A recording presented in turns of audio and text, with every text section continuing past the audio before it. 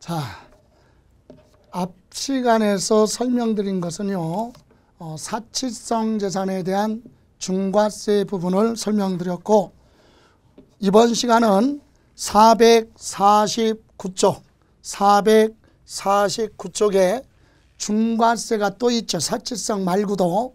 그래서 크게 이렇게 두 가지인데, 먼저 과밀억제권역 내 부동산 등을 취득했을 때 중과세. 우선 과밀억제권역은 시험에서 어느 지역이냐 이렇게 물어볼 수는 없잖아요. 왜?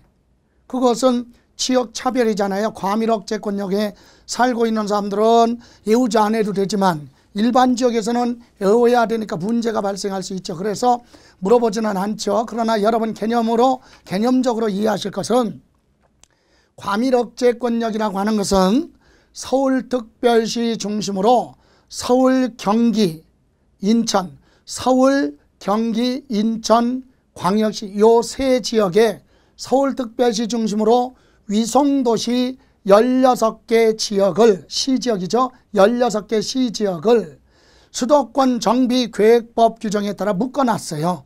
요 지역은 사람이 많이 밀집되어 있어요. 인구가. 그러다 보니까 경제력이 글로 보입니다. 그러다 보니까 공장이나 기업이 많이 생기죠. 그래서 수도권으로 자꾸 사람들이 모여드니까 교통이 혼잡하고 공해가 심각하다. 그래서 이걸 체계적으로 좀 정비를 하고, 또 이런 지역은 공장을 신설하거나 이런 지역에다가 법인을 자꾸 설립하는 걸 되도록이면 억제를 하겠다. 그래서 수도권 밖으로 분산을 유도하겠다라고 하는 국가 정책상에 의해서 중과세를 하는 거죠. 그런데 이때 중과세는 그럼 세율, 표준세율의 기본세율의 몇 프로로 할 거냐? 그래서 세율은 여러분 교재 하나 보시면 2번 있죠? 449쪽 수도권 정비계획법 규정에 의한 과밀억제권역 안에서도요, 산업단지는 뭐하고? 제외하고, 또는 유치지역, 공장 유치지역 제외, 공업지역 제외, 요 세 지역은 공장이 있어도 되는 지역이니까 그런 지역을 제외한 과밀억제권역 안에다가 공장을 새롭게 만들었어요. 신설 또는 증설하는 행위를 되도록이면 억제를 하겠다. 그래서 이런 과세 대상 물건을 과밀억제권역 안에 사업에 관련해서, 공장 신증설에 관련해서 부동산을 취득하게 되면 중과세 하겠다. 세율은 몇 프로냐? 거기 보시면 세 번째 줄 표준세율의 중과기준세율. 여러분 중과기준세율은 2%죠. 1000분의 22%. 과거의 취득세 2%를 중과기준세율이라고 명칭을 정했다 그랬어요. 그래서 중과기준세율의 100분의 200이에요. 100분의 200이면 4%죠. 2%의 100분의 200이면 4%를 표준세율에 더해서 중과세 하겠다. 그래서 결론은 그걸 해설하면 이렇게 되죠. 표준세율에다가 4%를 더한다. 과밀억제권역 안에 중과세하면 표준세율에다가 4% 더하는데, 표준세율의 중과기준세율의 100분의 200을 합한 세율로 중과세하겠다. 제목만 먼저 확인한다면 이와 같은 과밀억제권역 안에 공장을 신설, 증설하는 게 있고요. 참고로 450쪽에 보시면 맨 위에 3번 과밀억제권역 안에 본점 주사무소 사업용 부동산, 이렇게 과밀억제권역 안에 중과세는 크게 두 가지다. 그러면 첫 번째, 공장을 신설 또는 증설을 하면서 거기에 필요한 사업용 과세물건 취득했을 때 중과세한다 그랬는데, 그럼 참고로 여러분 밑에 나와 있죠? 449쪽에 보시면 도대체 공장은 뭐냐? 직접 제조하거나 조립하거나 가공할 수 있는 그런 생산 설비를 갖춘, 그런 공장 생산 설비를 갖춘 그 건물과 부속된 토지를 우리는 공장이다 이렇게 얘기하는데, 이때 공장이라도요 도시형은 뭐합니까? 제외합니다. 도시형 공장은, 도시형 업종 공장은 도시 지역에 있어도 되는 거, 매연을 일으키지 않는 업종. 그래서 도시형 업종은 중과세 대상에서 보한다, 제외하죠. 그래서 도시형 공장이 아닌 일반 공장을 뭐 했어요? 신설. 여러분, 신설은 기존에 없었던 생산 설비를 새롭게 갖췄는데 무조건 규모에 관계없이 신설로 보느냐? 아니죠. 신설은 기준이 정해져 있다. 즉 직접 생산할 수 있는 연면적이 얼마냐? 500제곱미터 이상일 때 공장을 신설, 이렇게 얘기하죠. 신설은 연면적이 500제곱미터 이상일 때를 우리는 신설한 걸로 보겠다. 그렇다면 바꿔서 얘기하면, 그러면 과밀억제권역 공장을 보였어요. 신설했는데 연면적이 500제곱미터 미만이면 중과세 안 하겠다는 얘기예요. 500제곱미터 이상부터 신설 기준으로 들어간다. 그래서 연면적이 500제곱미터 이상을 신설하거나, 또는 뭐예요? 증설이 뭐냐? 증설은 기존에 과밀억제권역 안에 기존 공장이 있었는데 거기에 우리 생산 설비나 공장 건축물 면적을 늘렸다, 확장했다, 이거죠. 그럼 이것도 기준이 정해져 있죠. 자, 증설은 기존 면적이에요. 기존 면적의 100분의 얼마? 자, 330제곱미터를 보였어요. 초과. 기존 면적보다 330제곱미터를 초과했다. 그러면 증설한 걸로 보겠다. 기존 면적의 330제곱미터를 초과하거나, 아니면 20% 이상이 뭐가 됐다? 증가가 됐다. 생산 설비 기계 같은 것을 20% 이상 증설했으면 중과세 대상으로 보겠다. 그래서 기존 면적의 면적만 얘기할 때도 기존 면적이 330제곱미터를 초과했거나, 아니면 증가된 면적이 기존 면적의 20% 이상, 둘 중에 하나가 해당이 되면, 둘 중에 하나 해당되면 중과세 한 걸로, 증설한 걸로 보고 중과세 하겠다, 이 얘기입니다. 그러니까 신설은 연면적이 500제곱미터 이상의 생산 설비를 갖춘 게 신설이고, 증설은 기존 공장 면적의 20% 이상이 증가됐거나 20%가 증가되지 않았어도 연면적이 330을 초과했다면 둘 중에 하나 해당하면 증설한 걸로 보고 중과세 하겠다, 이 얘기예요. 이때 중과세 대상 물건은 뭐냐 이거죠. 신설 증설한 공장에 공장 건축물이 있으면 그 공장 건축물에 대해서 중과세하고요. 부속된 토지, 그리고 5년 안에 신설 증설한 날로부터 5년 안에 취득하는 차량, 그 다음에 기계, 장비, 이와 같은 물건 취득했을 때 표준 세율의 4%를 더해서 중과세 하겠다. 다만 도시형 공장은 신설 증설에서도 중과세하지 않습니다. 참고로 여러분 오른쪽에 알아보기 나와 있죠. 거기에 보면 여기 그 얘기입니다. 이것은 요 연면적 500제곱미터 이상이라고 하는 것은 공장의 공장 건물 면적 전부 다 연면적 500제곱미터 이상이 아니죠. 연면적 계산에 들어가는 면적은요, 공장 건물의 중에서도 이러이러한 면적은 빼는 거예요. 종업원, 후생, 복지에 관련된 면적이 있으면 그 면적은 빼고 업무와 제조 생산에 관련된 면적만 500제곱미터 이상이다, 이렇게 얘기하는 거예요. 다시 말하면 공장 건물 안에 기숙사나 합숙소, 휴게실, 세탁장, 목욕장 또는 체육관, 식당 이런 거 있으면 그런 건 후생에 관련된 거지 생산에 직접 관련 없잖아요. 그런 면적은 뭐하고 빼고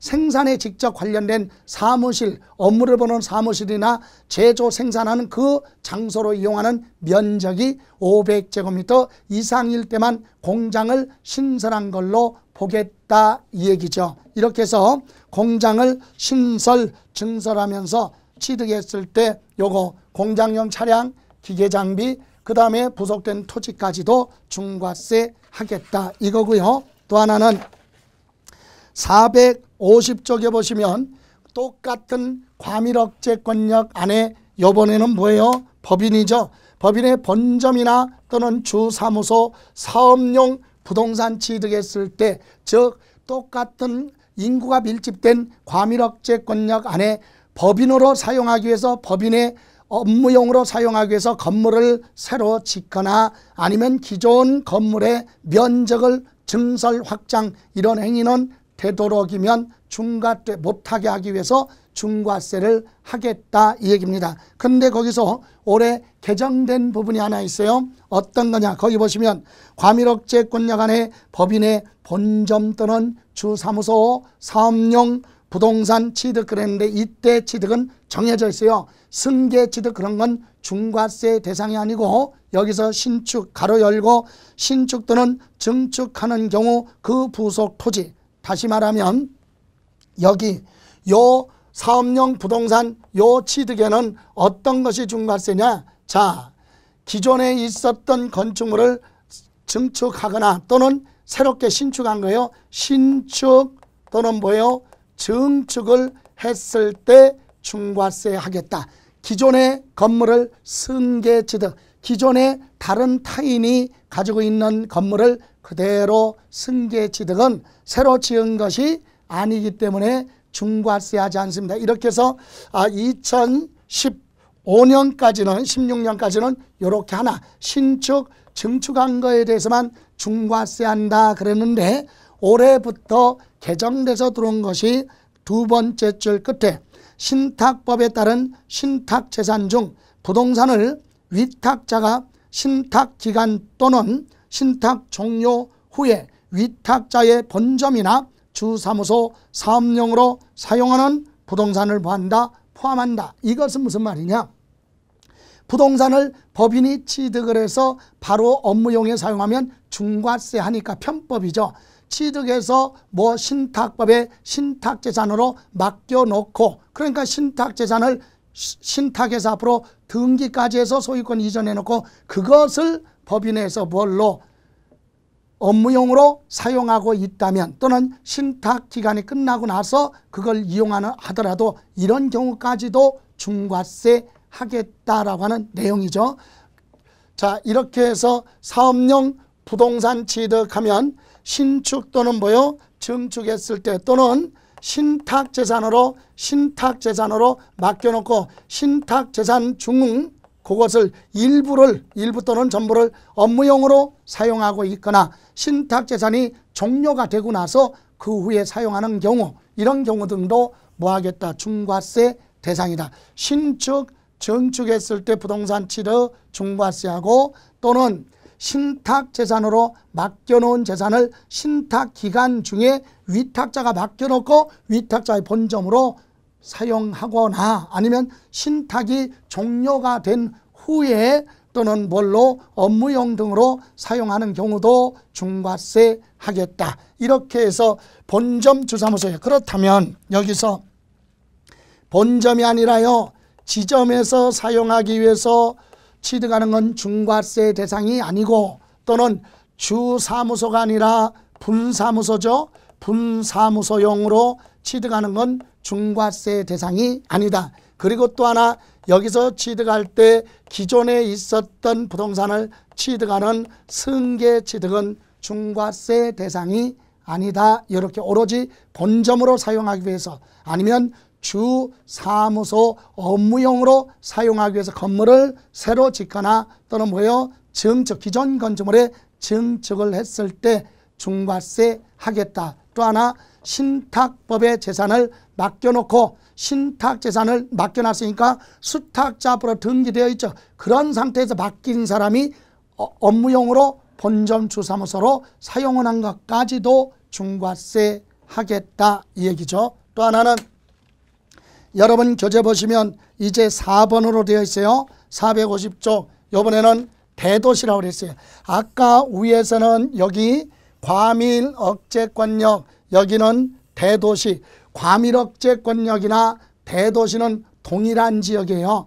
서울특별시 중심으로 서울특별시, 경기도, 인천광역시 세 지역에 서울특별시 위성도시 16개 지역은 인구가 밀집됐고 산업이 집중됐기 때문에 공해가 심각하고 교통이 혼잡하다. 그래서 수도권 정비계획법 6조 규정에 따라서 묶어놨죠. 이런 지역을 우리는 과밀 억제권역이라고도 하고 또 하나 뭐라고 대도시라고 표현을 하면서 세율을 달리 표시합니다. 그래서 대도시 내 부동산 취득했을 때는 요거 표준세율의 3배 곱하고 4%를 빼라. 그래서 세율을 확인해 보면 거기 450쪽 거기 4번에 보시면 표준세율의 3배 곱하라고 그랬죠. 표준세율의 100분의 300이니까 3배를 곱하고 중과기준세율의 100분의 200, 즉 4%를 빼서 중과세 하는데 내용은 대도시 안에 똑같은 지역인데도 공장을 신설, 증설하면서 부동산 취득했을 때 여기서 부동산은 뭐를 얘기하느냐? 공장, 건축물과 부속된 토지죠. 요거 아까 과밀억제권역에서는 차량, 기계장비도 중과세 하는데 여기 대도시라고 붙는 건 공장, 건축물하고 부속 토지만, 다시 말하면 차량, 기계, 장비는 중과세 안 하죠.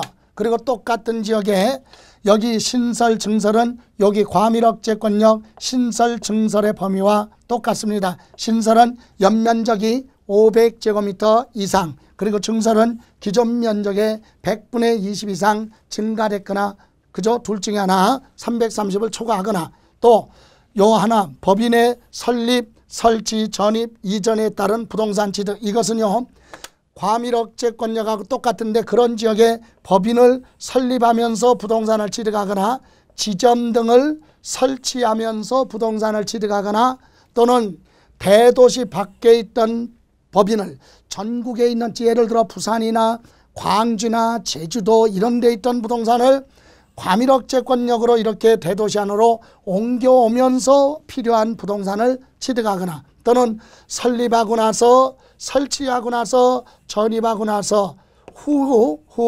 5년 이내 부동산 취득하는 것까지도 중과세 하겠다. 다시 한번 설립하면서 부동산 취득하는 것도 중과세, 설립하고 나서 5년 안에 부동산 취득하는 것도 중과세 하는데 표준세율의 3배를 곱하고 4%를 빼라. 자, 이렇게 우리 중과세 부분을 한번 정리했는데 이런 내용은 제목 정도만 보세요. 과밀억제권역이라고 붙어 있으면 표준세율의 4%를 더한다. 요거 정도만 기억하세요. 왜? 사치성하고 세율 구조가 같죠. 그런데 간혹 질문합니다.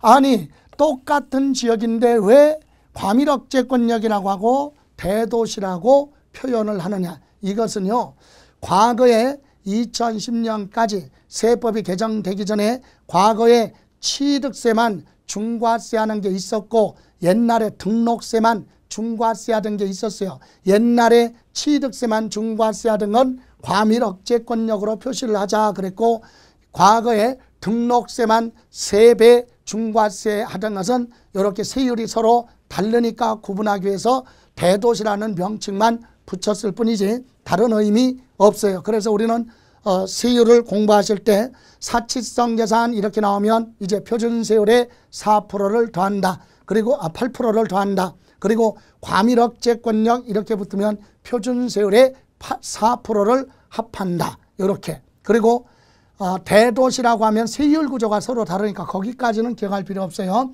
구조가 사치성하고 과밀억제권역은 비슷하죠. 사치성은 표준세율의 8%도 하고 과밀억제권역 붙으면 표준세율의 4%를 더해서 중과세 한다. 이렇게 세율 정도만 보시면 되겠습니다. 다음 이제 여러분 교재 450쪽에 5번에 중과세율 적용 범위 그랬죠. 거기에 우선 1번 보실까요? 1번은 자 토지나 건축물을 취득하고 5년 안에 중과세 대상이 됐어요. 사치성 재산이 됐거나 과밀억제권역 중과세가 되거나 대도시 내 중과세 대상이 됐다. 그러면 취득세를 추징하겠다 이겁니다.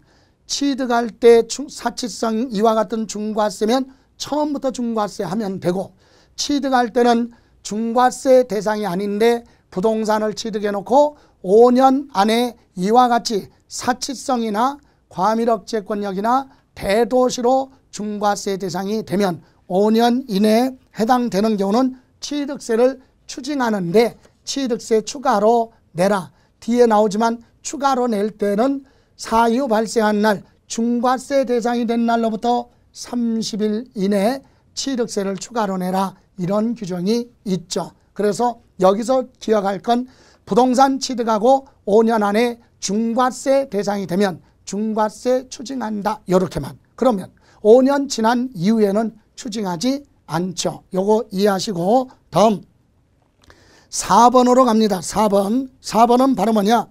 여러분 남의 부동산에다가 공장 임대차 계약을 맺고 세입자가 들어가서 그 건물에 공장을 뭐 했어요? 신설 증설했다. 그럴 때는 누가 중과세 납세 의무자냐? 신설 증설한 자가 따로 있어도요, 부동산 소유자가 중과세 납세 의무자가 됩니다. 그래서 여러분 3번에 보시면 공장 신설 증설하는 경우 사업용 과세물건 그랬죠. 거기 사업용 과세물건 소유자 이 얘기는 부동산 소유자 이렇게 이해하시면 돼요. 그래서 사업용 과세물건 소유자와 공장의 신설 증설한 자가 서로 다르다 이 얘기는 부동산 소유자와 공장을 신설 증설한 자가 서로 같을 수도 있지만 다를 수도 있다. 이럴 때는요, 거기 줄치면 돼요. 사업용 과세물건 소유자가, 즉 부동산 소유자가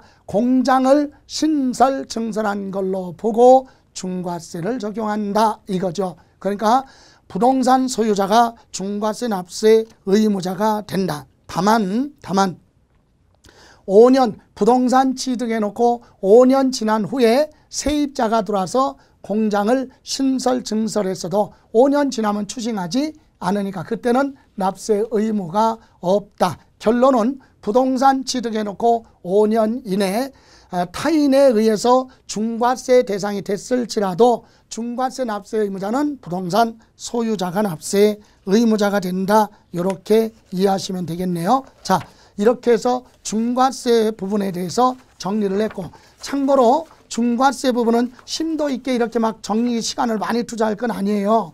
다만 아까 사치성 재산이 있잖아요. 별골 5선주, 별장이나 골프장이나 고급 오락장, 고급 선박, 고급 주택 이 사치성은 표준세율의 8%를 더한다. 이렇게 중과세 세율 정도만. 그리고 과밀억제권력이라고 붙으면 표준세율의 4% 더한다. 그리고 이런 부동산 중과세는 부동산 취득하고 나서 몇 년? 5년 안에 중과세가 되면 추징하겠다. 그리고 부동산 소유자와 공장 신설 증설한 자가 서로 다를 때는 누가 납세 의무자냐?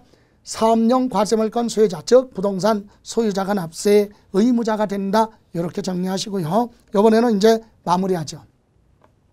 451조 부가징수, 도세징수 위임. 요거는 중요한 내용은 아니니까 이해만 하세요. 여러분 취득세는 도세인데 도지사가 시장군수한테 취득세 부가징수 업무를 위임 맡겼어요. 그리고 특별시장, 광역시장은 자치구인 누구 구청장한테 부가징수 업무를 맡겼죠. 그래서 우리는 실질적으로 부동산을 취득했으면 어디 신고하느냐? 그 부동산의 소재지 관할 시장, 군수, 구청장한테 가서 신고하는 이유가 그거예요. 도세징수 위임. 그러나 과세권자가 시장, 군수, 구청장이다 그러면 안 되죠. 세금을 부과할 수 있는 권한, 과세권자는 특별시장, 광역시장, 도지사다. 그것도 취득할 때 당시 물건의 뭘로 갑니까? 소재지죠. 물건의 뭐? 소재지. 그래서 밑에 나와 있네요. 납세지. 여러분 취득세는 납세 의무자가 스스로 신고도 하고 납부해야 되는데 이렇게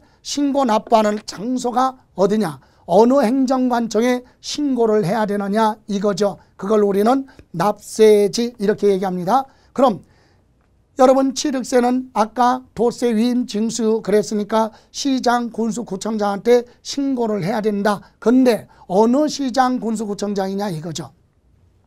그래서 부동산 등을 취득한 사람의 주소지가 아니라 취득할 때 당시 물건의 소재지. 그러니까 부동산은요, 부동산의 소재지 관할시군고. 서울특별시 강남구 부동산을 취득했으면 강남구에 있으니까 강남구청에 가서 신고하라 이거고,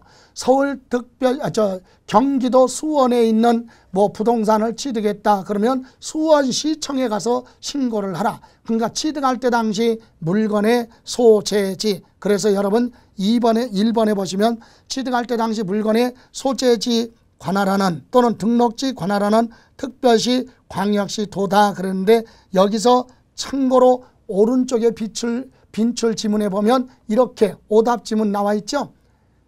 살짝 바꿔놔요. 취득할 때 당시 물건에 취득한 사람의 주소지 관할하는, 주소지가 아니라 취득세 등록면허세는 물건 중심이다. 물건의 뭐 소재지. 요거 기억하시고. 3번 보실까요?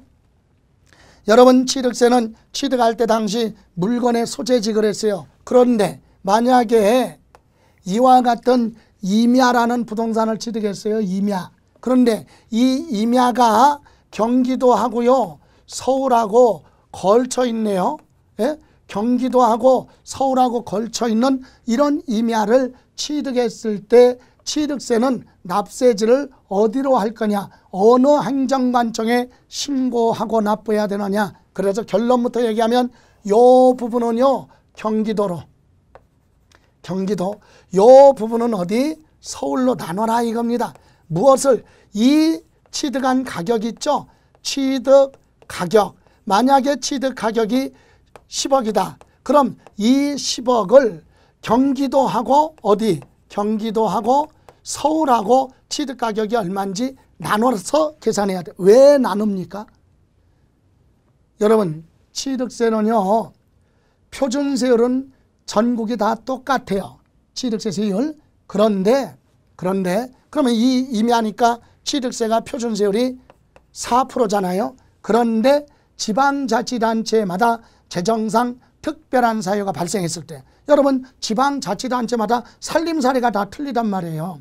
그러면 어떤 지방자치단체는 세금을 좀 많이 거둬야 되니까 표준세율의 100분의 50 범위 내에서 증할 수도 있을 것이고, 또 어느 지역은 재난지역으로 피해를 입었기 때문에 세부담을 좀 줄여줘야 되겠다. 그럴 때는 100분의 50을 감할 수도 있잖아요. 이렇게 가감할 수도 있기 때문에 지방자치단체마다 취득세가 다를 수도 있다. 그래서 취득한 가격을 물건의 뭘로, 소재지별로 어떻게 하라? 나눠서, 취득 가격을 나눠서 각각 납세지로 한다. 요걸 이해하셨으면 시험에서 물어볼 때 3번과 같이 물어봐요. 3번.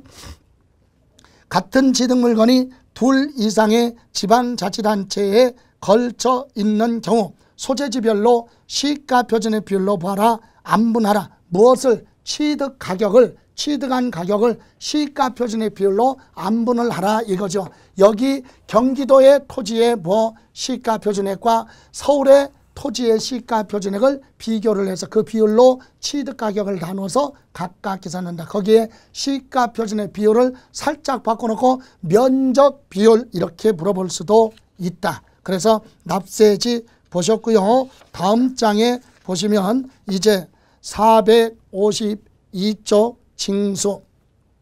여러분 우리가 공부할 부동산 관련 세금뿐만이 아니라 기본적으로 세금은요, 두 가지예요. 여기 보실까요? 자, 과세 표준이 나오면 어떤 금액으로 세금을 계산할 것이냐.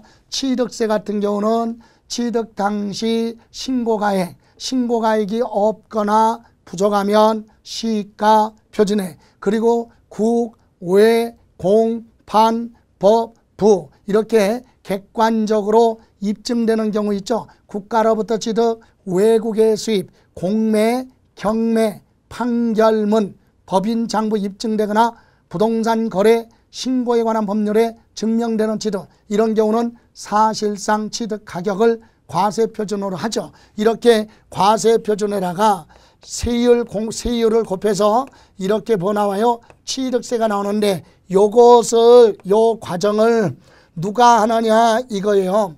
그래서 첫 번째 납세 의무자가 스스로 뭐 요걸 계산해서 무엇도 하고 신고도 하고 신고한 내용으로 내라, 이걸 신고납부라고 하는 거죠. 신고납부. 또 하나는 요 과세표준에 세율 곱해서 세액을 누가 계산하느냐, 이것을 과세권자예요. 과세권자. 국세면 국가가, 지방세면 지방자치단체가. 예를 들어 재산세는 시장 군수가, 그죠? 예, 시장 군수가, 또는 종합부동산세 같은 경우는 세무서장이 세금을 계산을 해서 고지서 발부해요. 고지서에 의해서 세금 내라고 하는 걸 뭐라고 하느냐, 보통 징수, 부가징수 이렇게 얘기하는데 두 가지죠. 그런데 그중에 우리가 공부하는 지금 취득세는 납세 의무자 스스로 과세표준에 세율 곱해서 뭣도 하고 신고도 하고 신고한 내용을 스스로 납부까지 하라, 이렇게 신고납부의 원칙이. 근데 신고납부를 하라 그런데 안 하잖아요. 그러면 일정 기한까지 안 하면 과세권자가 뭐한다? 세금 계산해서 고지서 발부합니다. 예외로. 그래서 원칙이 뭐다? 신고 납부. 납세 의무자가 스스로 세금을 계산해서 신고 납부하는데 무한정이 아니죠. 날짜를 정해놨다. 언제까지냐? 그래서 거기 중요합니다. 첫 번째, 일반 거래는 취득한 날로부터 60일 이내 신고도 하고 납부하라. 어디에? 취득할 때 당시 물건의 소재지 관할하는 시장, 군수, 구청장한테 신고하라 이겁니다. 그리고 납부까지 하라. 60일에 중요한 건 취득한 날로부터 60일이죠. 근데 두 번째 칸에 여러분 상속받은 경우는 어때요? 사망해서 상속받으니까 사망한 사람의 장례 등의 절차가 있기 때문에 현실적으로 60일 이내 신고납부가 불가능하다. 그래서 상속의 경우에는요, 상속 개시일에 속하는 달 말일로부터 6개월에 상속 개시일, 오늘 상속 개시일하면 사망한 날이죠. 그러면 오늘 사망했다? 그럼 오늘부터 계산하는 게 아니라 이번 달 말부터 계산을 해서 6개월이죠. 상속 개시일에 속하는 그 달의 말일로부터 6개월 이내 신고하고 납부하는데, 만약에 상속받은 사람이 외국에 살고 있다. 그 사람만 몇 개월, 9개월까지 신고하고 납부하라 얘기해요. 그러니까 상속이 제일 긴 거죠. 6개월. 예. 그러면 세 번째, 여러분 부동산 거래 신고에 관한 법률에 따라서 토지거래 신고지역이 있어요. 그러면 토지거래 허가구역은 허가를 받고 신고를 해서 허가받고 거래를 하는 게 정상인데, 허가를 받지 아니하고 거래를 했다면 그건 부여죠. 그래서 허가를 나중에 받아야 되기 때문에 언제든지 허가일이에요. 허가를 늦게 받으니까. 그래서 허가일로부터 60일 이내 뭐하라? 신고하고 납부를 하라. 자, 일반적으로는 취득한 날로부터 며칠이에요? 60일. 매매로 취득했다? 그건 계약서상 잔금 지급일. 그죠? 그러면 증여는 계약일로부터 60일 이내 신고 납부하라. 그럼 토지거래 허가구역에서는 허가 받아야 되니까 허가 안 받으면 무효죠. 그래서 허가일로부터 60일 이내 신고하고 납부를 하라 이 얘기예요. 다만 상속받았을 때만 6개월 이내, 외국에 거주하고 있으면 9개월 이내 신고하고 납부를 하라 이 얘기죠. 그런데 밑에 네 번째, 취득한 날로부터, 여기 보실까요? 취득한 날로부터 60일 이내 신고 납부하면 가산세가 없어요. 그런데 부동산 취득해 놓고 취득한 날로부터 60일, 50일, 30일, 40일 있다 등기하는 경우는 드물죠. 왜? 재산권 보호받기 위해서 취득하면 바로 그 다음날 등기를 해야 되지 않습니까? 그래서 이때는 등기를 하려면 등기하기 전까지 취득세를 신고하고 납부해야 된다 이 얘기예요. 날짜가 60일까지 많은 기간이 남아있지만 의미가 없다.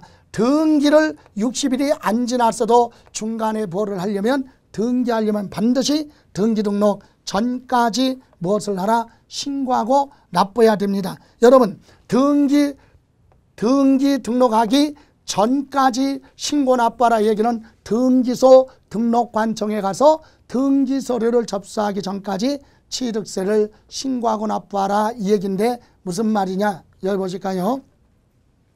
여러분 취득세를 내고 납부한 영수증을 등기 등록 서류에 첨부해서 등기소 가서 접수가 돼야 등기가 돼요. 그래서 등기를 언제든지 하려면 취득세 내야 등기가 되니까 그래서 등기하기 전까지 신고하고 납부하라 그런데 그 이유가 잠깐 순서 바꿔서 밑에 양가로 3번 취득세 납부 확인이라고 되어 있죠. 취득세 납부 확인 거기 1번이 바로 등기 등록하기 전까지 신고 납부해야 될 이유가 바로 거기 있죠. 거기 납세 의무자가 취득세, 과세, 물건에 대해서 등기 또는 등록하고자 할 때 취득세 납부하고 받는 영수증이죠. 취득세 영수필 통지서 한부와 영수필 확인서 한부를 등기에 관한 서류에 첨부를 하여야 한다 요까지. 그래서 등기소 가서 접수하려면 취득세 납부한 영수증이 첨부가 되어야 한다. 그래서 등기 등록하기 전까지 신고 납부하라 이런 단어가 나오고요. 다시 우위로 가서 이렇게 해서 일반적인 거래는 60일이에요. 상속은 길게 6개월 또는 9개월. 그런데 밑에 추가 납부라고 나왔죠. 이건 무슨 말입니까?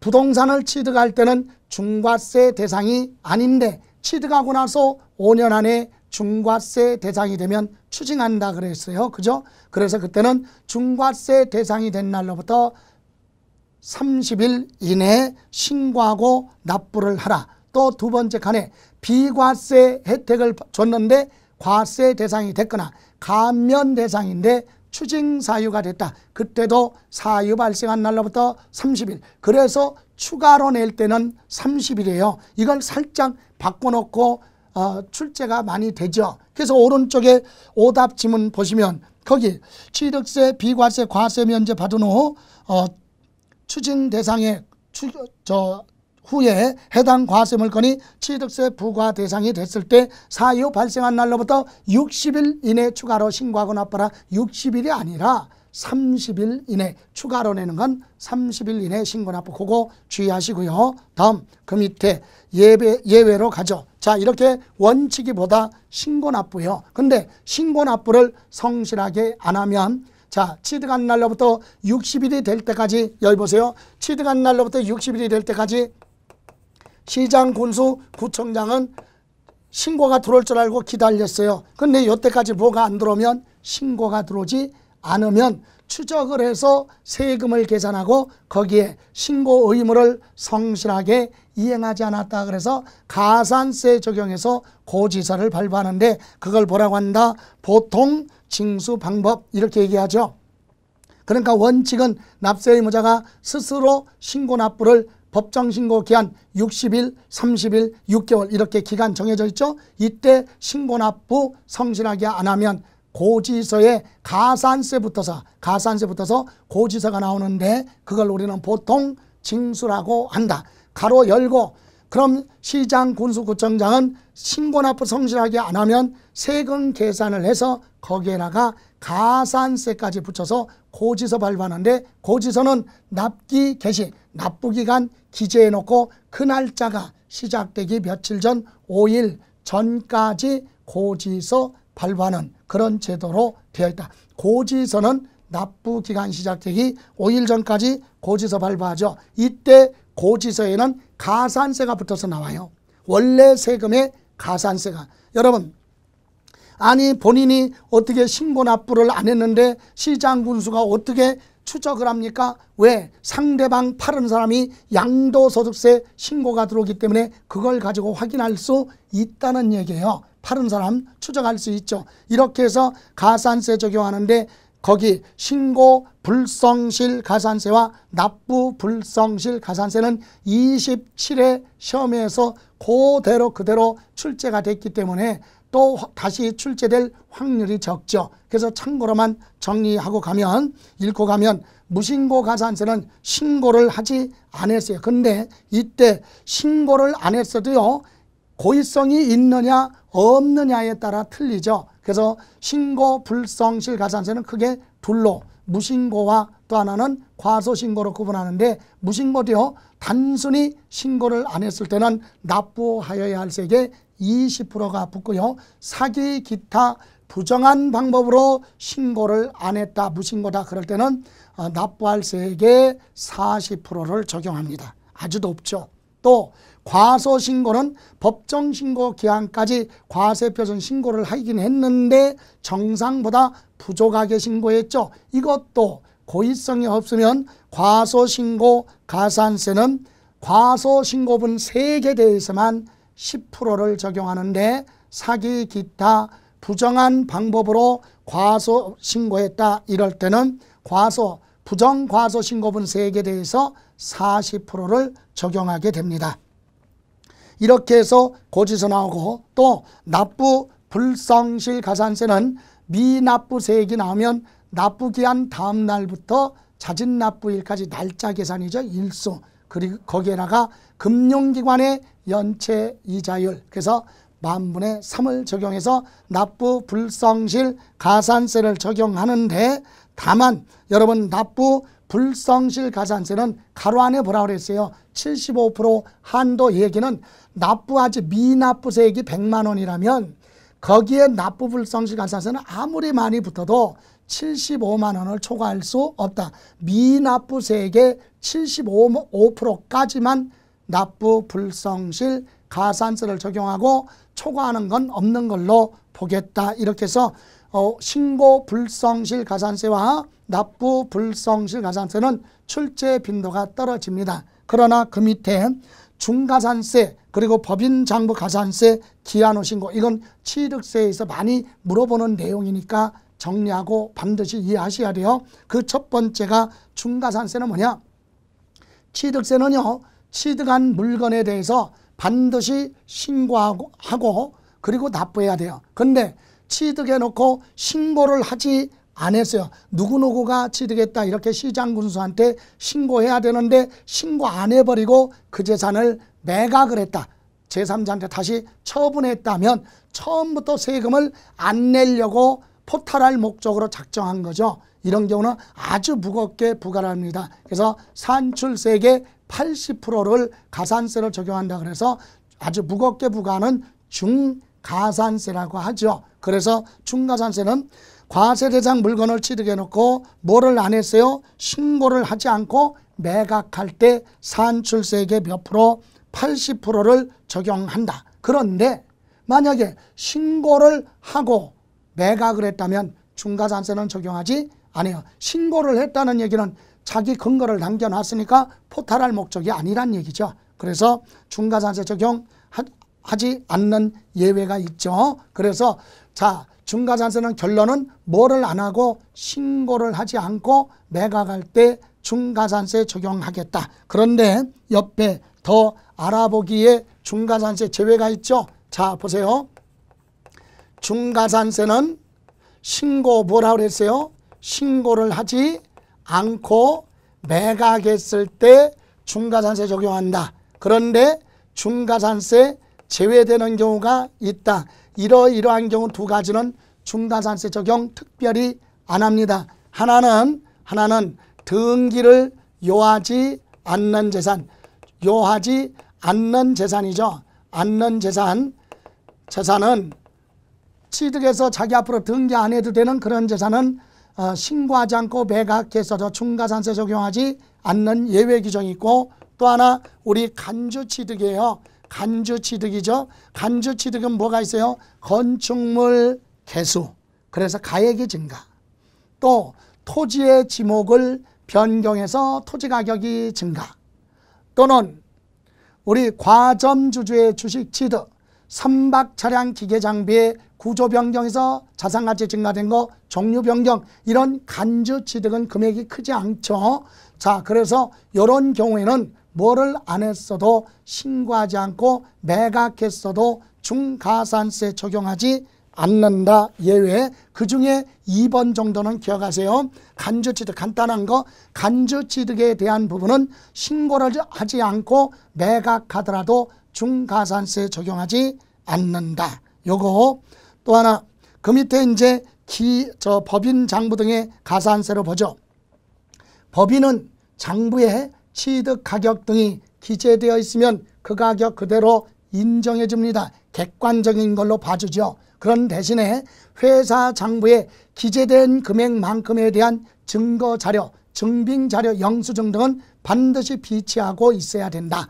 그 의무를 법인이 이행하지 않았을 때는 산출세액의 몇 프로? 10%를 적용하는데 이때 이것은 개인하고는 관계가 없죠.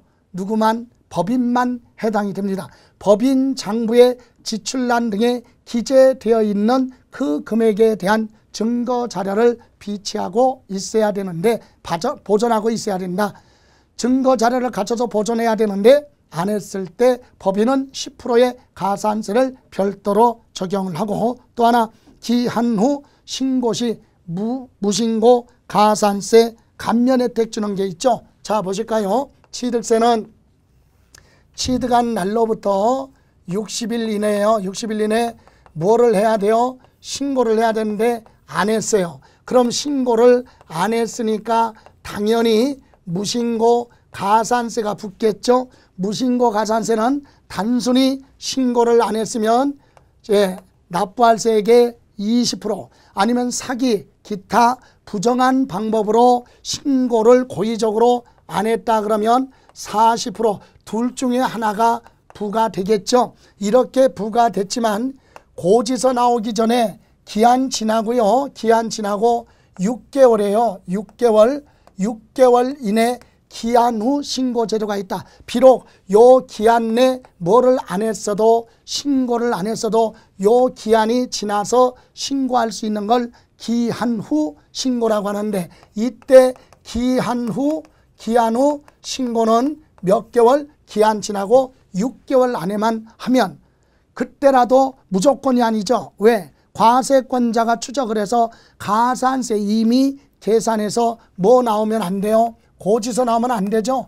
고지서 나오기 전에 6개월 안에 신고를 한다면 무신고 가산세 적용한 거 일부를 경감 줄여주겠다. 그럼 볼까요? 하나, 둘, 셋, 넷, 다섯, 여섯, 6개월인데 요거 1개월. 요때 뭐를 하면 기한 후 신고를 했어요. 몇 개월이에요? 1개월이죠. 요거 지나고 요 기한 지나고 1개월 안에 기한 후 신고하면 50%를 보여주겠다. 경감. 무신고 가산세 50% 감해줘요. 그리고 1개월 지나고 요 기간 안에 뭐를 하면, 기한 후 신고를 하면 20%를 경감 줄여주겠다. 무신고 가산세를 기한 지나고 1개월 이내에 하면 50%를 경감해주고, 1개월 지나고 6개월이라는 기간 안에 뭐를 하면, 기한 후 신고하면 20%를 감해주겠다 이 얘기입니다.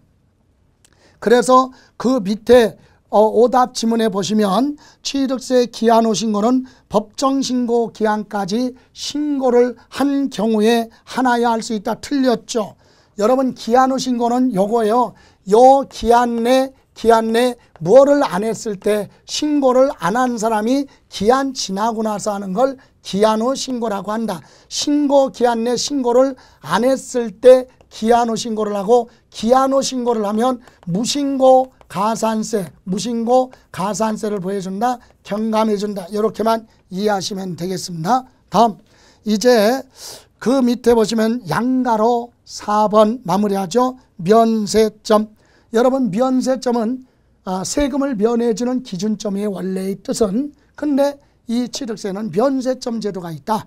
취득한 물건 가액이 10만 원 이하일 때 취득세 부과하지 아니한다. 다만 연부로 취득할 때는 연부 금액이 아니라 연부금 총액을 기준으로 판단하게 되죠. 여기 보실까요? 연부 취득의 경우, 자, 만약에 150만 원짜리 물건을 취득하는데 면세점을 적용해서 취득세를 면하고 싶어서 만약에 3년 연부계약을 체결했다고 가정해봐요. 그럼 1년에 50만 원씩 지급하겠죠. 3년 동안. 그럼 이렇게 50만 원 이렇게 주는 이 50만 원을 뭐라고 한다? 연부 금액이라고 하죠.